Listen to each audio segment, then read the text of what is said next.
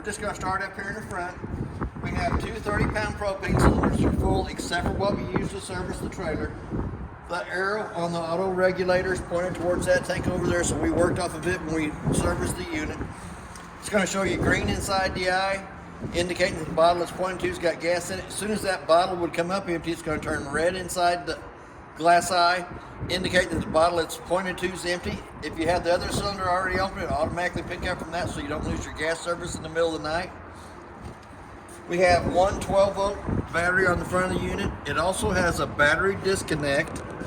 The battery disconnect's used between long trips and for storing purposes, so you can keep all the 12 volts that's in the battery. We're going to come back up to the front tongue jack. It has the auto leveling on it, so once you got it removed from the vehicle pulled all the way out of the way, we're going to turn it on. Hit the button the second time.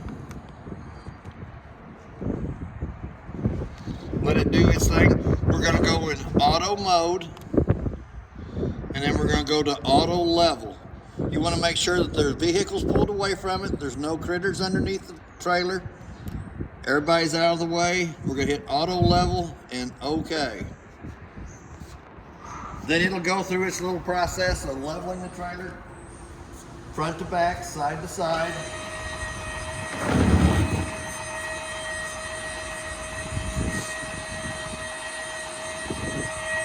So it's leveling down in the front for when we pick it off the vehicle.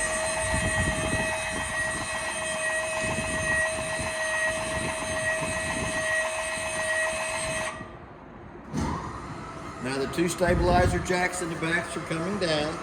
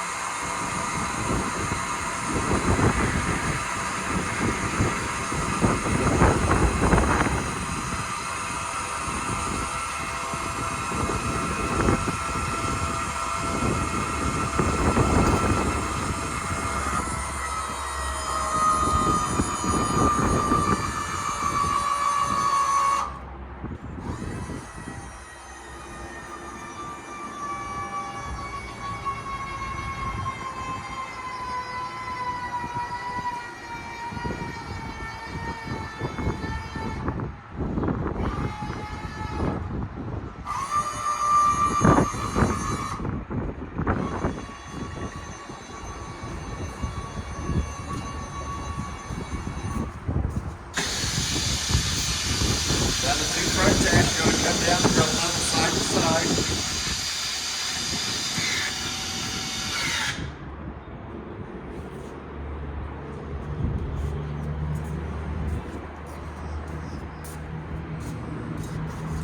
Still saying auto level in progress.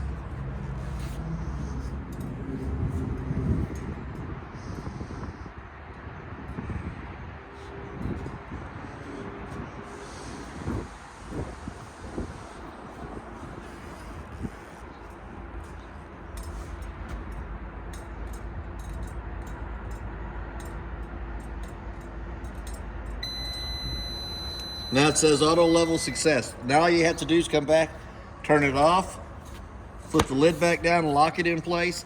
It also has a 7-way holder on the side that keeps your chains and your 7-way cord up off the ground from corroding.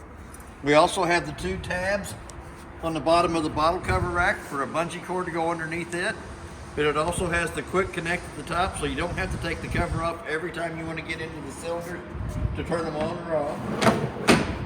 As we start down the off-door side, the first switch on the side turns our docking lights on the front of the unit on.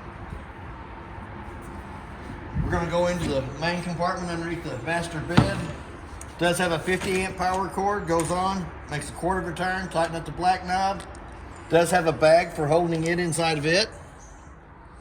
The box for the gas griddle on the front. The griddle top itself.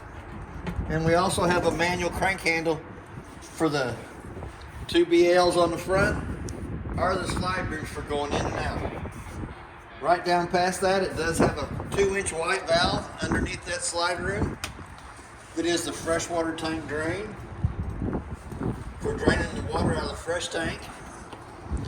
We're going to come back to our water fill compartment. It does have a fresh tank on it that you can fill with a water hose. Don't have to have a regulator. When we come back up to the top part of it, the very top one is your black tank flush. So when you're dumping your holding tanks, you can hook a water hose and regulator to that. Once the black tank's dumped, you can turn water pressure on to the black tank flush. It's got a little aerator on the inside. It kind of comes in and cleans out more of the debris out of the inside of the black tank only. To the left of that, we have our city water connect that you can hook to with a water hose and regulator and never have to fill the tank. Work right off the water pressure going to that city water connect. And then you have your antifreeze inlet for winterizing that will go through the pump, through all the faucets in the system. We have up the top, we have a part cable hookup and a satellite hookup in the back. So we're gonna go down to the hot water heater next. You'll always want to make sure the hot water heater's got water in it before you turn on electric or gas, so you can pop the pop-off valve, make sure it has water coming out of the top of it. Also has the drain plug in the bottom for draining it out for winterizing purposes. The plug for draining the hot water heater is also called an anode rod. What an anode rod does is it draws all the impurities out of the water to that rod, eats up the rod instead of eating up the inside of the tank. Anytime the steel rod in the center is shown, it's time to replace it. The electric and gas switches on the monitor panel on the inside, so we'll have to show you more about it when we get there. Our termination valve, we have a 3-inch black valve in the front, which is your toilet water. The 2-inch gray valve in the back will be for the kitchen sink, bathroom sink, and the shower water. We also have our 2 low water drain points right there. The red side is the hot side of the water system. The blue is the cold side of the water system. We're going to come back to our furnace. It's going to suck cold air in the back, hot air out the front. I always suggest putting the mud dauber screen over the outside of the furnace. For the simple fact, once it's been lit on propane, for some reason the mud daubers love that smell. They go in there, they build their little dirt nest, and it cuts your airflow down into your furnace so it doesn't cycle properly. We have an outside shower on this side over here. Coiled hose, sprayer on the end of it. Gives you hot and cold running water to this side of the unit. Lug nuts on the trailer has been torqued at 100 foot-pounds. That's what's recommended on the side. The tires are air to pressure, which is 80 PSI on the side of the tire cone. It does have a rain hood vent on the outside that has the 2 little tabs underneath it. That get lifted up, allows that flapper to flap. Not that you burn your food, but you bring smoke from the inside to the out. Then we have the little round hole here on this side here. It's for the slide room on the opposite side. For any reason it won't work off the manual switch, there's a manual crank handle that you can crank that room on the opposite side, in or out, through that hole there. This is a shout cord we got hooked to the unit, so we got power to it. We have a ladder for going up and checking the roof. I always say the roof is the life expectancy of the trailer. And best to check it as frequently as you can, like every 90 days. You don't have to seal it every 90 days, but the quicker you can find a problem on the roof and fix it, the better off you are. We're also prepped for a backup camera up top. It's also got your spare tire with the hard cover over the outside of it out here, but the tire's been air to pressure, which is 80 pounds on the side of the tire cone. Does have the 2-inch receiver in the back. As we start down this side over here, the first little hole on this side in the fender skirt will manually crank the room on the opposite side, in or out. For any reason it won't work off the switch. We're going to skip right on past the door for now. Does have a little porch light on the outside. We got a table that hooks to the outside bar and an outside grill. Does hook to the gas line underneath, and the T-handle has to be in line with the gas line for it to have gas coming through it from the 2 propane bottles on the front.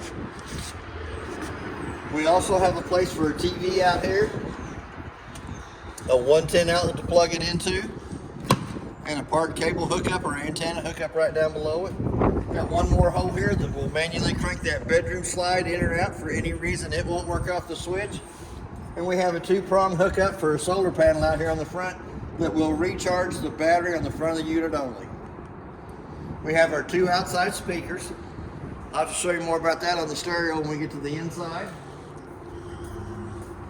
Now that the unit's level from side to front to back, we're gonna open the door all the way.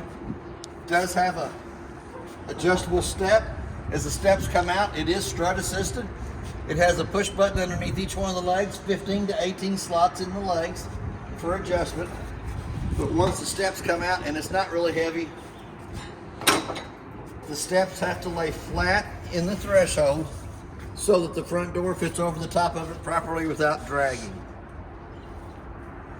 So we're going to open the door back up. We're going to go to the inside of the unit. It does have a working fire extinguisher on the left-hand side as we step in. So we're going to come in, we're going to go to the monitor panel, we're going to hit interior lights, which turns the lights in the living room, kitchen area, and hallway on. We're going to come down to the very bottom. We're going to run the slide rooms out. Slide 1 is the door side slide. It's always good to make sure there's not a vehicle or a tree parked up along that side there.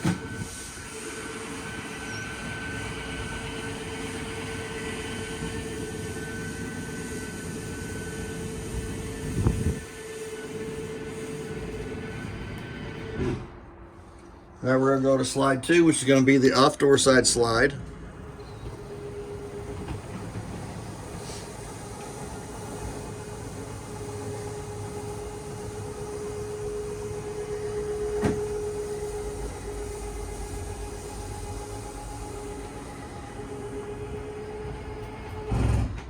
And then we're going to go to slide 3, which is the bedroom slide.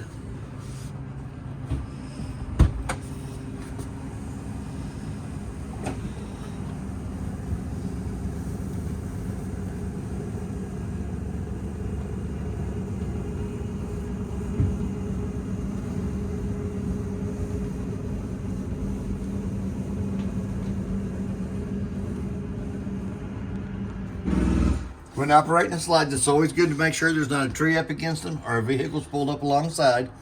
We're going to go back up to the monitor panel up top. Anytime you wave your hand in front of it, it's going to light up the lights. It shows you that the fresh tank's got 2/3 of a tank left in it. The black tank is empty, the gray tank is empty, and the battery's fully charged.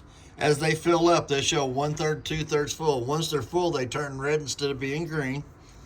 We have a set of awning lights underneath the awning. We have a step light to the left side of the steps. We have our bedroom lights. It turns our bedroom lights on. You can connect to Bluetooth with it. We come down to the water heater. The first button on the left-hand side is the gas side of it.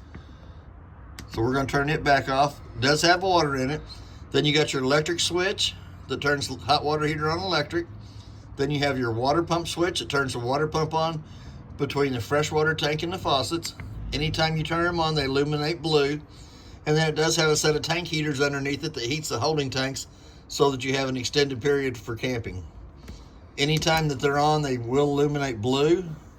We're going to go down to the awning switch. We're going to run that awning out as far as we can take it.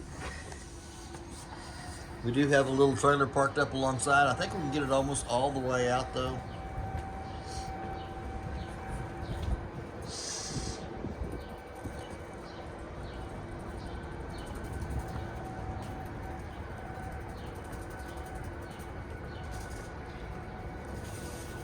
We're going to bring it down right to about there. So the skirt's hanging down. Each one of the arms has a pinch point on it. You can grab a hold of the arm and pull down on it, which puts the pitch of the awning coming towards the back. You do the same thing to the front arm, but when you get ready to roll it back up, you're going to want to push it back up straight in line with itself. It does have the LED lights on the side of the trailer. Wind's starting to pick up, so we're going to come back in. We're going to run that back in, which you hit the retract button.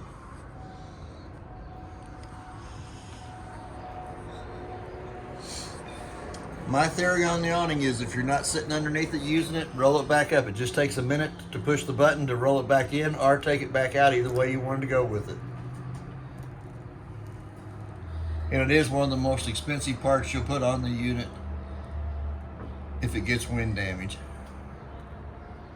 So we're going to roll it back up.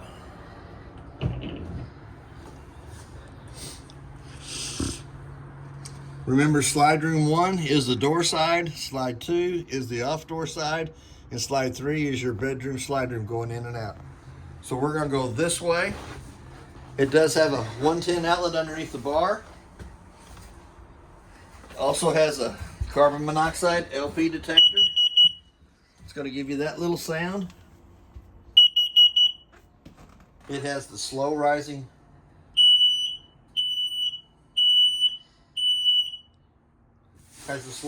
shades, the dark ones, the tinted, that you can also see out of. It does have a little crank in the center of the windows for rolling them out. It does have a screen, a little white tab pulls the screen loose. So we're gonna run the window back in. On the top of the bar, we do have 3 remotes. The little bitty one is for the fireplace. And you can crank the temperature up to it. You can change the color of the flames. You can set it between 30 minutes up to 9 hours. You can change it from Celsius to Fahrenheit if you wanted to. The up and down arrows runs your temperature up or brings it down. Then we got the off button, we're going to leave it on. We got 2 remotes for the TV. The middle-sized remote turns the TV on.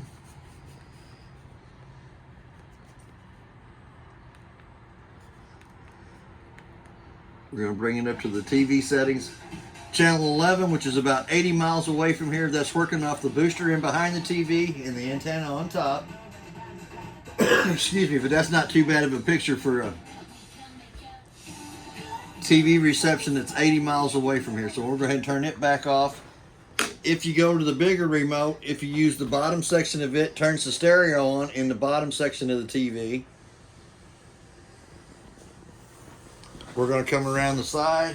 It does have the recliners with the handles and the off sides, the arms of them. There's a nice little place for the remote controls to go between the chairs. Several cup holders on either side. As we come over to the living room slide, the button in the center turns the light on. We have a button on each one of the reading lights that you can turn to any direction you want for reading. They also have the USB ports on the front of those. We do have the jealousy window in the center that cranks out. White tab pulls the screen loose if you needed to take the screen out. Couch will butterfly out into a bed on both sides. We have a... If you butterfly those out, we recommend you don't use the fireplace. Yes, don't have the fireplace on when you got the beds out. It'd be too close to one side. We do have a 110 outlet on either side of the TV and a USB port on either side of the TV. Pretty good sized cabinet space on both sides of the TV.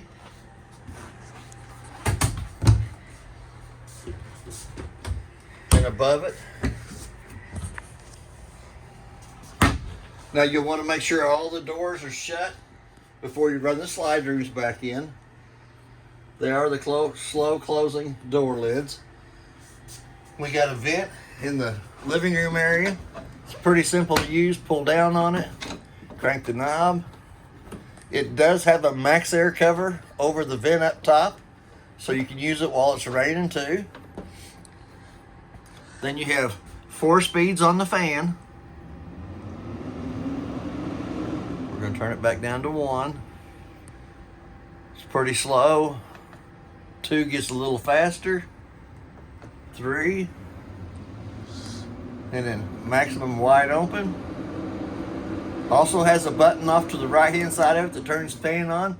You can leave the vent open. Does have the max air over the top of it, or you can crank it back down. Once you crank the lid down, you have to push up on the knurled knob, which locks the lid in place. Same way with the off door side slide. Little button in the center of the light turns the light on. Has a button on each one of the reading lamps for reading. Does have a USB port in the center of both of those. As we start down this side over here, we're going to open up the refrigerator. Refrigerator has the controls in the top center of it. It has an on and off button, your normal. We got the refrigerator set at 34 degrees. We got the freezer section set at 0. It has an up and down button so you can add the temperature to it or minus the temperature away from it.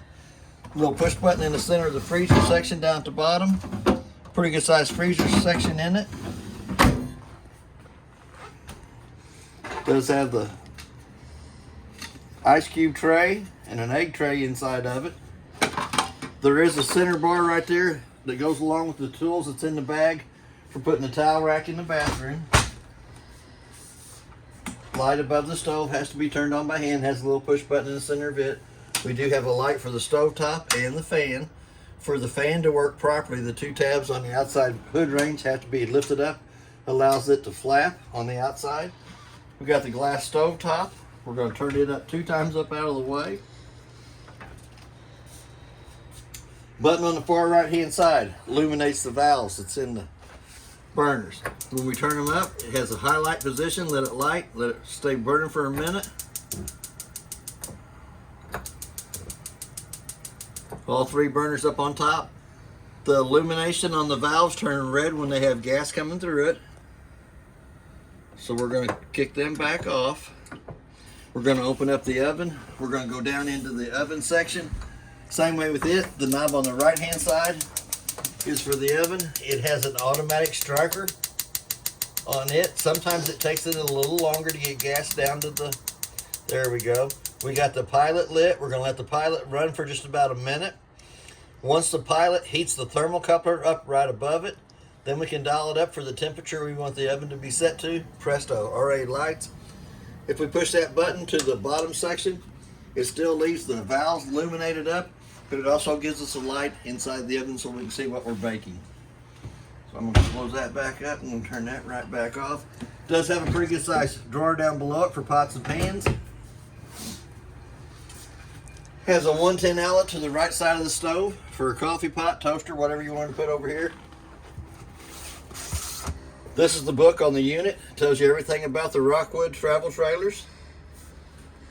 In depth, probably a little better English than I do. That's one of the most important pieces of paper that's in there. That is the appliance information sheet. It gives you the model and serial number of the appliances that's in there and who they are made by. It also has a tire monitoring system for monitoring the tires on the unit while it goes down the road. It does have a water filter that hooks to your water hose before it comes to the unit. A second TV backer that will slide into the backer on the outside for putting a TV outside. It already has a coax for the TV for outside. It has a color stick and pin for the woodwork and trim on the inside. Also has your sewer hookup. 2 little brackets for the toilet paper holder, whatever side you want to put it on if you're left-handed or right-handed. It's got 2 more of them brackets inside there for the towel that's in the refrigerator. For a towel rack for the bathroom. It's one good thing about Rockwood, they give you all the supplies that you need for going camping. Pretty good sized cabinet space off to the side. We're going to come up here. It does have a 110 outlet on the left side of the kitchen sink. Light above the sink. Has a little push button in the center, turns it on and off. Another 110 outlet to the right side of the kitchen sink. Microwave up top. Microwave works great. I warmed my coffee up in it the other day when I was servicing it. But it also has a clock button. Let's say it's 11:30. Hit that clock button again till the 2 center eyes is flashing. The reason I set the time on the microwave is if I have to leave the unit for any reason and I come back to it, if it doesn't have the right time, I can pretty well tell that it's lost 110 power going to the unit. It does have a pretty good sized cabinet space down below the sink, big enough for a trash can in there. Here again, when we go back to the faucet, left hand side of the faucet's for the hot side of the water system, pull back on the handle. Right hand side is for the cold side of the water system and pull back on the handle. Does have a sink stopper for the kitchen sink. Does have a grate for each side for drying dishes. We're going to come up to the top drawer.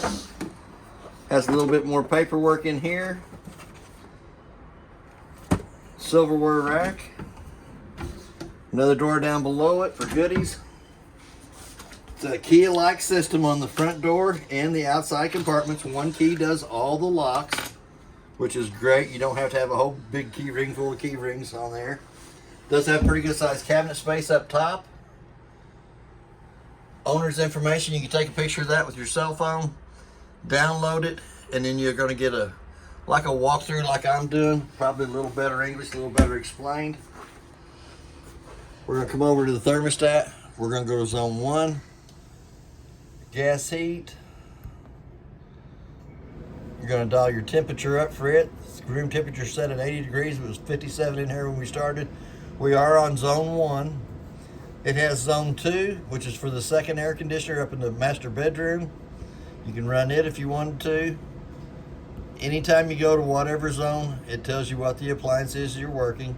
You can also go down to where it says off. It has cool at the top.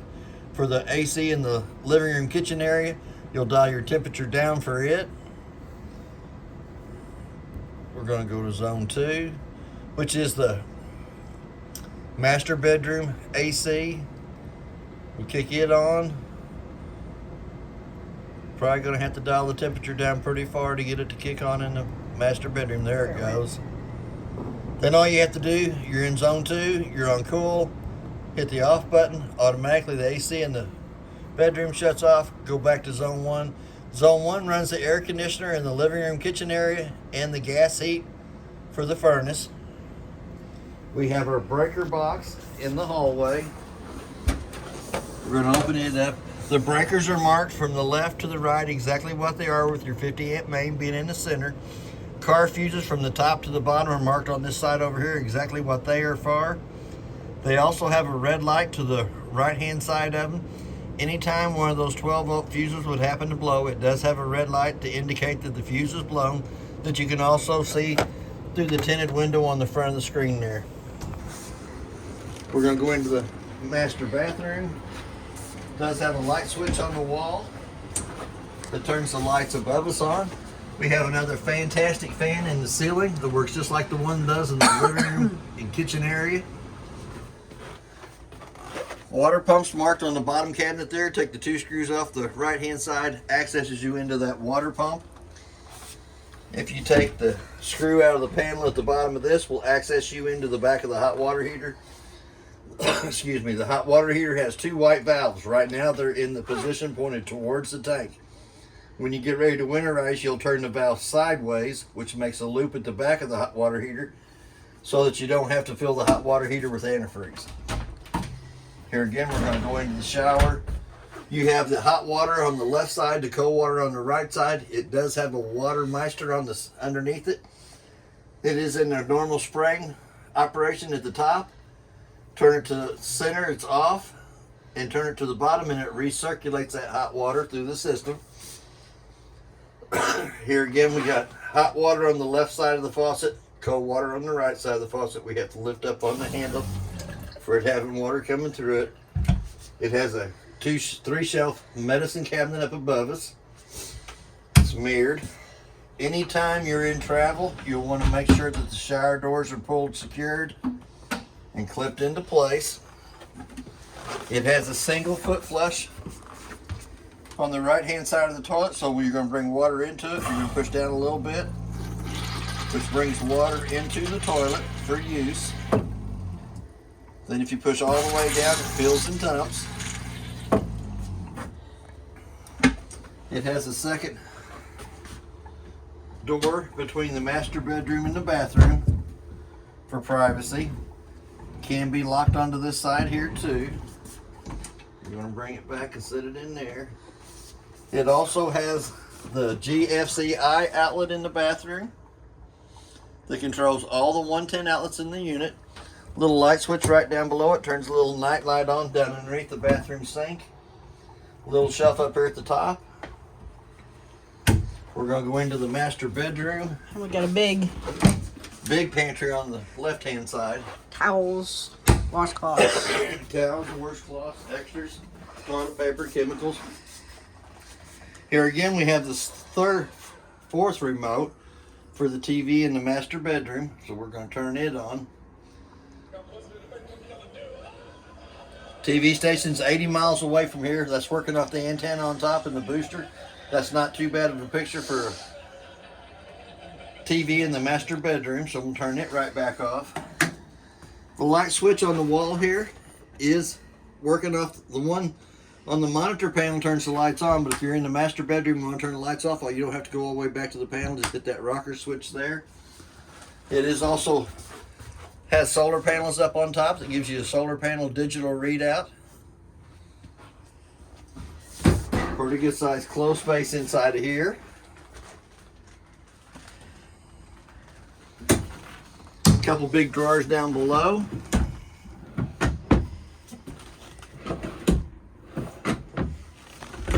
Pretty good size cabinet space off on the right hand side. In front of the picture window in the front, it does have a 110 outlet on either side. It also has a USB port on either side. It has the blackout shade that comes down, magnetizes to the bottom of the window frame itself. We also have our inverter switch in here. Push on an inverter switch, let it set for a minute. It goes through its little thing. Tells you exactly what it does. It pulls juice from the battery through the inverter to make 110 for the outlets that are marked inverter controlled. Then we're going to hit that and turn it back off. It's only showing one battery on here now, but if you have the second battery, it gives you more 110 life. It is in behind the panel here that's screwed to the wall. The light above the bed has to be turned on by hand.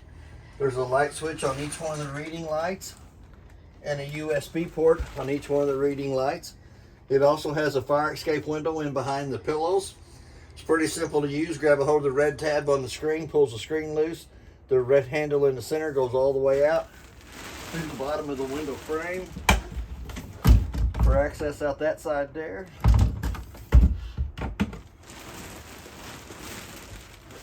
We're going to go up underneath the bed. Should have a handle in the center. It has a 110 outlet on either side of the bed frame down at the bottom. It's got the two big drawers at the foot of it. You can access your outside compartment through there. There's the other 110 outlet he was talking about. Excuse me. It does have a heat register in the floor. Excuse me. And then the round vents in the ceiling are for the ACs. These vents will come all the way from the living room kitchen area into this room. And then you have the quick cool down on either side of the ACs. A black filter on either side. The cleaner you keep the filters, the quicker it will cool down to the temperature and maintain its temperature better. And that is basically everything. It does have a privacy door between the hallway and the master bedroom. We do have the blackout shades on all the windows, even the fire escape window.